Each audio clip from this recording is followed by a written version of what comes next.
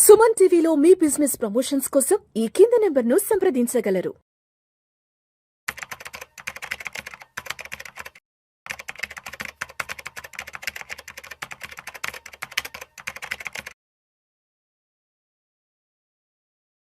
Sir Ramachandramurthy గారు నమస్తే sir. నమస్తే అండి విష్ణు గారు.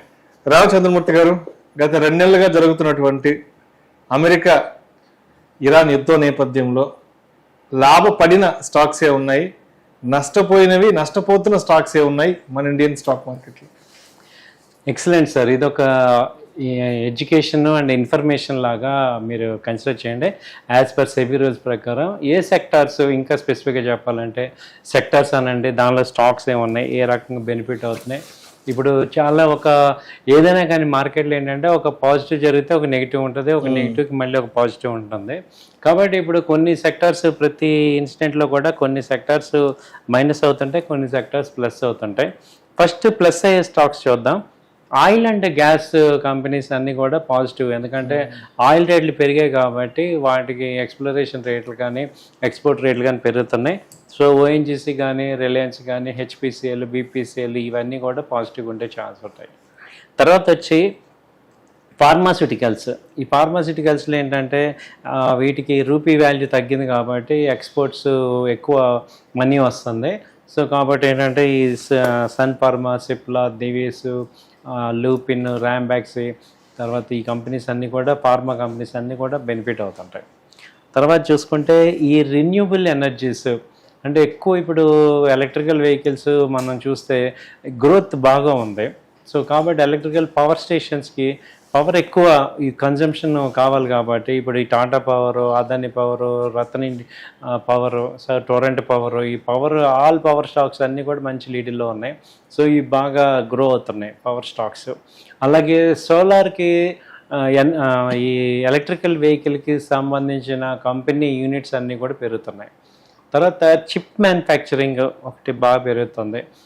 చిప్ మ్యానుఫ్యాక్చరింగ్లో ఏంటంటే ఈ టాటా ఎలక్సీ కానీ ఈ తర్వాత ఈ చిప్ మ్యానుఫ్యాక్చరింగ్ మన ఇండియాలో చిప్స్ అన్నీ కూడా ఏవైతే అలాంటి యాక్టివిటీస్లో ఉన్నాయో ఆ సెక్టార్స్ బాగా పెరుగుతున్నాయి. సో ఇవి మేజర్గా ఒక 4-5 సెక్టార్స్ చూసుకుంటే ఈ సెక్టార్స్ బెనిఫిట్ అవుతున్నాయి. సో సఫర్ అయ్యే సెక్టార్స్ చూసుకుంటే మేజర్గా గ్యాస్ కంపెనీస్ సఫర్ అవుతున్నాయి. గ్యాస్ షార్టేజ్ ఎక్కువ ఉంది. ఇంద్రప్రస్థ కానీ, ఐజిఎల్ కానీ, మహానగర్ గ్యాస్, గుజరాత్ గ్యాస్ ఇవన్నీ కూడా కొంచెం షార్టేజ్ వల్ల ఇబ్బంది పడుతున్నాయి. తర్వాత ఏవియేషన్ సెక్టర్ అయితే బాగా సఫర్ అవుతుంది. ఇండిగో కానీ, స్పైస్ జెట్ కానీ ఇవన్నీ. తర్వాత ఈ ఫెర్టిలైజర్ స్టాక్స్ ఫ్యాక్ట్ అని, తర్వాత పైనీర్ అని, తర్వాత నాగార్జున ఫెర్టిలైజర్, తర్వాత ఈ ఫెర్టిలైజర్ స్టాక్స్ అన్నీ కూడా ఆయిల్ రిలేటెడ్ ఉంటాయి కాబట్టి ఇవి ఎఫెక్ట్ అవుతుంటాయి. అలాగే టైర్ రిలేటెడ్, పెయింట్ రిలేటెడ్ ఇవన్నీ కూడా క్రూడ్ ఆయిల్తో రిలేటెడ్గా ఉన్న ఇండస్ట్రీస్, యాన్సిలరీ ఇండస్ట్రీస్ కాబట్టి ఇవి సఫర్ అవుతున్నాయి అనమాట. సో ఓవరాల్గా మనం చూస్తే ఇప్పుడు ఈవెన్ ఆయిల్ పెరగటం మొదలు పెడితే ఇప్పుడు వెహికల్స్ ఏవైతే ఆయిల్ రిలేటెడ్ వెహికల్స్ ఉన్నాయి కూడా వాటికి కూడా కొంచెం స్లో అయ్యే ఛాన్సెస్ ఉన్నాయి. అందరు కూడా ఆల్టర్నేటివ్ చూసుకుంటారు. ఇప్పుడు రేపు కనుక పెట్రోల్ కనుక నిజంగానే పెరిగితే డెఫినెట్గా ఇప్పుడు ఎలక్ట్రికల్ వెహికల్స్కి ఎక్కువ ఛాన్సెస్ ఉంటాయి. At the same time petrol కానీ డీజిల్ కానీ నీటితో నడిచే వెహికల్స్కి డిమాండ్ తగ్గే ఛాన్సెస్ ఉంటాయి. కాబట్టి సో ఇప్పుడు ఇద్దరు ఎనర్జీ కానీ, ఓలెక్ట్రా కానీ, ఓలా ఎలక్ట్రికల్ ఈ కంపెనీలు కొంచెం స్వింగ్ అయ్యే ఛాన్స్ ఉన్నాయి. ఇప్పుడు ఈ టాటా మోటార్ అయితే ఎలక్ట్రికల్ వెహికల్ ఉంది, మహీంద్రా, అందుకే చాలా కంపెనీలు కార్ మ్యానుఫ్యాక్చరింగ్ కంపెనీలు కూడా ఎలక్ట్రికల్ వెహికల్స్ కూడా వచ్చాయి.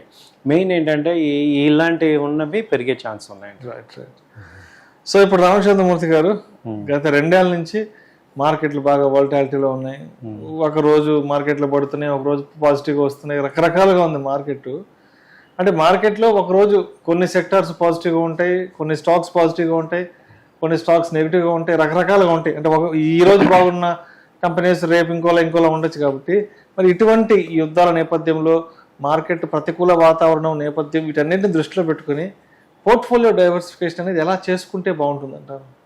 Excellent sir. ఇప్పుడు ఉన్న పరిస్థితుల్లో పోర్ట్ఫోలియో హోల్డ్ చేయడం చాలా ఇంపార్టెంట్. పోర్ట్ఫోలియోలో ఇప్పుడు ఏంటంటే లార్జ్ క్యాప్ మెయింటైన్ అవుతున్నాయి. 60% లార్జ్ క్యాప్లో ఇన్వెస్ట్ చేసుకోవాల్సి వస్తుంది. సో 40%లో 30% ఏమో మిడ్ క్యాప్, 10% స్మాల్ క్యాప్ పెట్టుకోండి.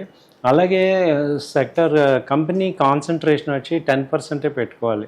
ఇప్పుడు ఒక కంపెనీలో మేజర్గా ఏ కంపెనీ మీకు ఎంత ఫేవర్ ఉన్నా మీ యొక్క టోటల్ క్యాపిటల్లో 10% ఇన్వెస్ట్ చేయాలి. అలాగే నెవర్ యావరేజ్ 20%, మినిమం 25% పాలు అయితే కానీ యావరేజ్ చేయకండి.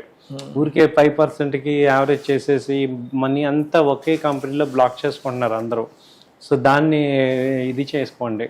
ఎందుకంటే ఒకసారి ఫాలో అవుతున్న కంపెనీస్లో ఏమవుతుందంటే అన్లెస్ అంటిల్ రికవర్ అయ్యేంత వరకు యాడ్ చేయకూడదు. సో అప్పుడు అనవసరంగా మనీ అంతా బ్లాక్ అయిపోతుంది. మేజర్ మిస్టేక్ అందరం ఇన్వెస్టర్స్ చేసే మేజర్ మిస్టేక్ ఏంటంటే ఒక కంపెనీ ఫాలో అవుతుంటే దానిలోనే యాడ్ చేసుకుంటుంటారు. మళ్ళీ అది రివర్స్ ఎప్పుడో తెలియదు.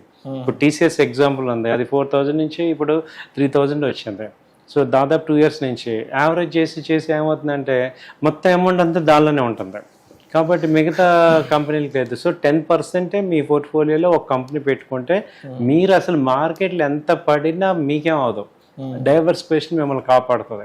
ఎందుకంటే అన్ని సెక్టర్స్ అన్ని కంపెనీలు క్రాష్ అవ్వవు, కొన్ని పైకి వస్తూ ఉంటాయి. కాబట్టి అవి మనకి ఇవ్వతూ ఉంటాయి. అలా మీరు చేసుకుంటే బెటర్ వస్తుంది. Right sir. Thank you sir. Thank you so much. Thank you అండి.